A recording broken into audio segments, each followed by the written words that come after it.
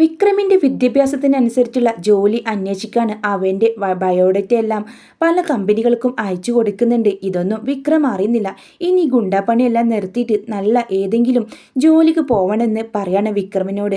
അങ്ങനെ വിക്രം എനിക്കതൊന്നും ശരിയാവില്ലെന്ന് അവളോട് പറയുമ്പോൾ അതെന്താ ശരിയാവാത്തത്? നിങ്ങളെ കൊണ്ട് അതിന് പറ്റും, എനിക്ക് നല്ല ഉറപ്പുണ്ട്. ഇത്രയ്ക്കും വിദ്യാഭ്യാസം എഡ്യൂക്കേഷനുള്ള നിങ്ങൾക്ക് എന്തുകൊണ്ട് ഒരു കമ്പനിയിൽ ജോലി കിട്ടില്ല? ഉറപ്പായിട്ടും നിങ്ങൾക്ക് നല്ലൊരു ജോലി കിട്ടുമെന്ന് വേദ വിക്രമിനോട് പറയാണ്. അങ്ങനെ പല സ്ഥലങ്ങൾക്കായിട്ട് അവൾ അവൻ്റെ ബയോഡേറ്റ അയച്ചു കൊടുക്കുന്നുണ്ട്. ഒന്ന് രണ്ട് സ്ഥലങ്ങളിലൊക്കെ ഇൻ്റർവ്യൂവിന് വിക്രമിനെ വിളിക്കുമ്പോൾ നിരാശയോടെയാണ് വിക്രം തിരികെ വരുന്നത്. അത് കാണുമ്പോൾ തന്നെ അവൻ്റെ മുഖഭാഗം കാണുമ്പോൾ തന്നെ വേദയ്ക്ക് മനസ്സിലാവും ഈ ഇൻ്റർവ്യൂവിന് പോയിട്ടും ജോലിയൊന്നും കിട്ടിയില്ലെന്ന്. ഞാൻ പറഞ്ഞല്ലോ നിന്നോട് എനിക്കിതൊന്നും സെറ്റ് ആവില്ലെന്ന കാര്യം. എനിക്ക് ജോലി കിട്ടിയില്ല, അവർക്ക് എന്നെ പോരത്രേ എന്നൊക്കെ പറഞ്ഞുകൊണ്ട് ഓരോ ഒഴിവുകഴിവുകൾ പറയുകയാണെന്ന് പറയാട്ടോ.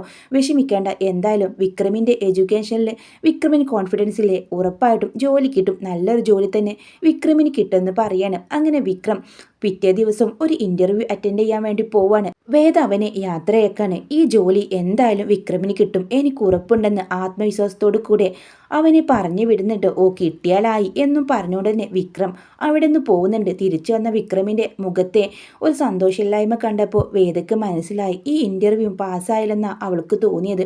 ഇതും പാസ്സായില്ലല്ലേ, എന്നാലും സാരമില്ല, നമുക്ക് അടുത്ത ട്രൈ ചെയ്യാം.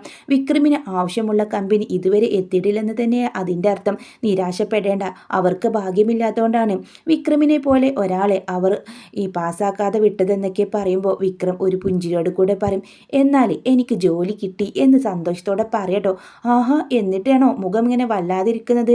അത് പിന്നെ നിന്നൊന്ന് പറ്റിക്കാൻ വേണ്ടി ചെയ്താ. എനിക്ക് ജോലി കിട്ടി, നല്ലൊരു കമ്പനി തന്നെയാണ്, അതും എൻ്റെ കൂട്ടുകാരനായിരുന്നു എന്നെ ഇൻ്റർവ്യൂ ചെയ്യാൻ വന്നതെന്ന് പറയുമ്പോൾ വേദ പറയും, അത് ശരി, കൂട്ടുകാരനായതുകൊണ്ടാണല്ലേ ജോലി കിട്ടിയതെന്ന് അവൾ പറയുമ്പോൾ അങ്ങനെ ദേഷ്യം വരാട്ടോ വിക്രമിന്. എന്ത് ജോലി കിട്ടിയത് കൂട്ടുകാരനായതുകൊണ്ടെന്നല്ല, ഞാൻ എൻ്റെ കോൺഫിഡൻസും അതേപോലെ എൻ്റെ എഡ്യൂക്കേഷൻ കണ്ടിട്ട് തന്നെയാണ് എനിക്ക് ജോലി തന്നതെന്ന് വിക്രം പറയുന്നുണ്ട്. എന്നാലും ഈ സന്തോഷം നമുക്കൊന്ന് ആഘോഷിക്കേണ്ടേ എന്ന് പറയാം കേട്ടോ. എന്തായാലും ഞാൻ മധുരം ഉണ്ടാക്കാം എന്നും പറഞ്ഞുകൊണ്ട് അവൾ അടുക്കളയിലേക്ക് പോകുന്നുണ്ട്. അങ്ങനെ കുറച്ച് മധുരമൊക്കെ ഉണ്ടാക്കിയിട്ട് അവൻ കൊണ്ടുവന്ന് കൊടുക്കുമ്പോൾ അവൻ ചോദിക്കും, എന്താ ഇത്? ഇത് വിക്രമിന് ഏറ്റവും ഇഷ്ടപ്പെട്ട ഒരു സാധനമാണെന്ന് പറയാണ്. അങ്ങനെ അവൻ കഴിച്ചു നോക്കുമ്പോൾ അവളോട് പറയും, അതെ, എൻ്റെ മുത്തശ്ശി പണ്ട് എനിക്ക് ഉണ്ടാക്കി തന്ന അതേ രുചി.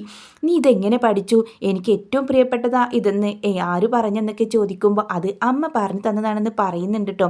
എന്തായാലും കലക്കിയിട്ടുണ്ട്. എന്നാലും എൻ്റെ ഭാര്യയുടെ അത്ര സ്വീറ്റ്സ് ഒന്നല്ല കേട്ടോ, എൻ്റെ ഭാര്യയുടെ അത്ര ഭംഗിയോ രുചിയോ ഒന്നും തന്നെ ഈ ഒരു മധുരത്തിനില്ല എന്നൊക്കെ അവൻ അവളെ ഒന്ന് പൊക്കി പറയുന്നുണ്ട് കേട്ടോ. ഇത് കേട്ട വേദ നാണത്തോടു കൂടെ പുഞ്ചിരിക്കുന്നുണ്ട്.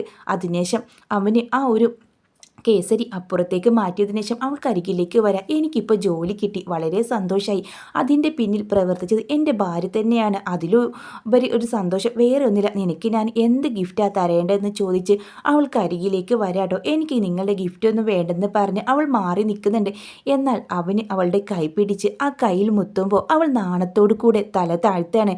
അവന് പറയുന്നുണ്ട്, ഇതിലും വലിയൊരു ഗിഫ്റ്റ് ആദ്യ സാലറി കിട്ടുമ്പോൾ ഞാൻ നിനക്ക് തരാം എന്ന് പറയുമ്പോൾ ഇതിലും വലിയ ഗിഫ്റ്റ് വേറൊന്നുമില്ലെന്ന് അവൾ പറയുന്നുണ്ട്. എന്നാലും നിൻ്റെ ആഗ്രഹം പോലെ തന്നെ നിനക്ക് നല്ലൊരു സർപ്രൈസ് ഞാൻ തരുന്നുണ്ടെന്നൊക്കെ അവൻ പറയാം. പിറ്റേ ദിവസം അവൻ ജോലിക്ക് പോവാട്ടോ. അവൻ്റെ വേഷം കണ്ട് അവൾ ചോദിക്കും, അയ്യേ, ഒരു കമ്പനിക്ക് ഈ വേഷം ഇട്ടുകൊണ്ടാണോ പോകുന്നത് എന്ന് അവൻ ചോദിക്കുമ്പോൾ അവൻ പറയും, എന്താ ഈ വേഷത്തിന് എന്താ കുഴപ്പം? ഓ, നിങ്ങൾ പോകുന്നത് നിങ്ങളെ വർക്ക്ഷോപ്പിലേക്കല്ല, തല്ലിപ്പൊളി വേഷമായിട്ട് നിങ്ങൾ ഇതൊന്നും ഇട്ടുകൊണ്ട് പോവേണ്ട. അങ്ങനെ അവൻക്ക് നല്ലൊരു വേഷമൊക്കെ അവൾ ധരിപ്പിച്ച് കൊടുക്കുന്നുണ്ട്. അങ്ങനെ അവൻ കണ്ടതും കണ്ണാടിയിൽ നോക്കിയിട്ട്, ഇതൊക്കെ ഒരുമാതിരി കോലുണ്ട്, പാടത്ത് കോലം കുത്തിയ പോലെ ഉണ്ടെന്ന് പറയുമ്പോൾ വേദ പറയും, അങ്ങനെയൊന്നുമില്ല, ഇപ്പം കണ്ടാൽ ഒരു ബിസിനസ്മാൻ്റെ ലുക്കൊക്കെ ഉണ്ട്, ഇപ്പം കണ്ടാൽ ആരും പറയും ജഡ്ജി ശങ്കരനാരായണൻ്റെ മരുമകൻ തന്നെ എന്ന് ആർക്കും പറയാൻ പറ്റും. അപ്പോഴേക്കും വീണ്ടും വിക്രമിന് ദേഷ്യം വന്നിട്ട്, എന്താടി ആദ്യത്തെ എൻ്റെ വേഷത്തിന് എന്തായിരുന്നു കുഴപ്പം? അയ്യോ എൻ്റെ അമ്മേ, ഒന്നുമില്ലേ, ഞാൻ ചുമ്മാ പറഞ്ഞതാണ്. എന്തായാലും ഇപ്പം കണ്ടാൽ സുധാകരൻ മാഷിൻ്റെ മോനാണെന്ന് എല്ലാവരും അഭിമാനത്തോടെ പറയും, അത്രയ്ക്ക് ലുക്കുണ്ടെന്ന് പറഞ്ഞിട്ട് അവന് സന്തോഷിപ്പിച്ച് വിടാട്ടോ. അങ്ങനെ അച്ഛൻ്റെയും അമ്മയുടെയൊക്കെ അനുഗ്രഹം വാങ്ങിക്കൊണ്ട് ഇറങ്ങട്ടെ എന്നും ചോദിച്ച് വിക്രം ബൈക്കിൽ കയറിയിട്ട് ജോലിക്കായിട്ട് അങ്ങോട്ട് കമ്പനിയിലേക്ക് പോകുമ്പോൾ വേദക്കരികിലേക്ക് വന്ന് മാഷി പറയും, മോളെ നിന്നോട് എനിക്ക് തീരാത്ത കടപ്പാടുണ്ട്. എൻ്റെ പഴയ വിക്രമിനെ നീ എനിക്ക് തിരിച്ചു തന്നത്. ഇപ്പോൾ തന്നെ അവനോട് ഞാൻ അലിവും സ്നേഹവും കാണിച്ചാൽ അവൻ പോലെ ആയിപ്പോമോ എന്ന ഭയം കൊണ്ടാ അവൻ പോയപ്പോഴും ഞാനൊന്നും മിണ്ടായത്. എന്നാൽ എൻ്റെ ഉള്ളിൽ ഒരുപാട് സന്തോഷവും അനുഗ്രഹവും ഒക്കെ ഇപ്പോൾ എനിക്ക് അവനോടുണ്ട്. അത് അവനോട് മനസ്സ് തുറന്ന് പറയുന്നില്ല ഞാൻ. അവനൊന്ന് നേരാവട്ടെ, എന്നിട്ട് വേണം. അച്ഛൻ ഇനിയൊന്നോട് പേടിക്കേണ്ട. വിക്രം ഒരിക്കലും പഴയതുപോലെ ആവില്ല. ഈ വേദ തരുന്ന വാക്കാണെന്ന് പറഞ്ഞ് അച്ഛൻ്റെ കൈ പിടിച്ച് അവൾ പറയുന്നുണ്ട് കേട്ടോ. ഈ സമയം ഇനി അച്ഛ എന്ന് എനിക്ക് വിളിച്ചൂടെ എന്ന് അവൾ ചോദിക്കുമ്പോൾ, എൻ്റെ മോൾ എന്നെ അച്ഛ എന്ന് മാത്രമേ വിളിക്കാവൂ. ഇനി മാഷെന്നെങ്ങാനും വിളിച്ചാൽ നിന്നെ ഞാൻ എന്നും പറഞ്ഞുകൊണ്ട് ഒരു വടിയെടുത്ത് അവൾക്ക് നേരെ നീട്ടുമ്പോൾ പുഞ്ചിയോട് കൂടെ അവളും അമ്മയും എല്ലാവരും നിൽക്കുന്നത് ഒട്ടും സഹിക്കാനാവാതെ അവിടേക്ക് വന്ന നന്ദിനിക്കത് സഹിക്കുന്നില്ല കേട്ടോ. ഓ, ഇപ്പോഴങ്ങ് അച്ഛനും മരുമോളും എല്ലാവരും ഒന്നായോ. ഇപ്പം നമ്മൾ പുറത്ത്. ആര് പറഞ്ഞു നന്ദിനി നിങ്ങൾ പുറത്താണെന്ന്? നിങ്ങൾ എല്ലാവരും എന്നും ഒന്നായിട്ട് തന്നെയല്ലേ ഈ കുടുംബത്തിൽ കഴിഞ്ഞത്? ഇവിടെ എന്തൊക്കെ പോരായ്മകൾ ഉണ്ടായാലും ഇവിടെ വാശിയും കുറുമ്പും ദേഷ്യം ഒന്നും വെച്ച് പുലർത്തില്ല നമ്മുടെ വേദമോളോടും. നീ അതുപോലെ തന്നെ കാണിക്കണം കേട്ടോ. നിന്റെ അനിയത്തിയായിട്ട് തന്നെ നീ ഇവളെ കാണണം എന്ന് മാഷി പറയുമ്പോൾ ഒരു പുച്ഛത്തോട് കൂടെ നന്ദിനി പറഞ്ഞു, ഞാനെന്തിനാ ഇവളെ അനിയത്തിയായിട്ട് കാണുന്നത്? എനിക്കൊന്നും പറ്റില്ലെന്ന് മനസ്സ് പറയുന്നുണ്ട്. പക്ഷേ സുധാകര മാഷിൻ്റെ മുഖത്ത് നോക്കി അങ്ങനെ പറയാൻ വയ്യല്ലോ. അതുകൊണ്ട് തന്നെ ശരി അച്ഛാ, എൻ്റെ അനിയത്തി തന്നെ ആയിരിക്കും ഇനി വേദ എന്ന് അവളുടെ താടിയിൽ പിടിച്ച് പറയുമ്പോൾ വേദ തല കുലുക്കി ഒന്ന് പുഞ്ചിരിക്കുന്നുണ്ട് കേട്ടോ. അടിപൊളി റൊമാൻറ്റിക് ആയിട്ടുള്ള എപ്പിസോഡ് തന്നെയാണ്. വേദയുടെയും വിക്രമിൻ്റെയും അവരുടെ വിവാഹം ഒരിക്കൽ കൂടെ നടക്കുന്നുണ്ട്. അതിനുശേഷമുള്ള ഒരു എപ്പിസോഡാണ് കേട്ടോ. എന്തായാലും കണ്ടിന്യൂസ് എപ്പിസോഡല്ല ഇത്, കുറച്ച് എപ്പിസോഡുകൾക്ക് ശേഷമാണ് ഈ ഒരു എപ്പിസോഡൊക്കെ വരുന്നത്. വീഡിയോ ഇഷ്ടമാണെങ്കിൽ ലൈക്ക് ചെയ്യാനും ചാനൽ സബ്സ്ക്രൈബ് ചെയ്യാനും മറക്കല്ലേ.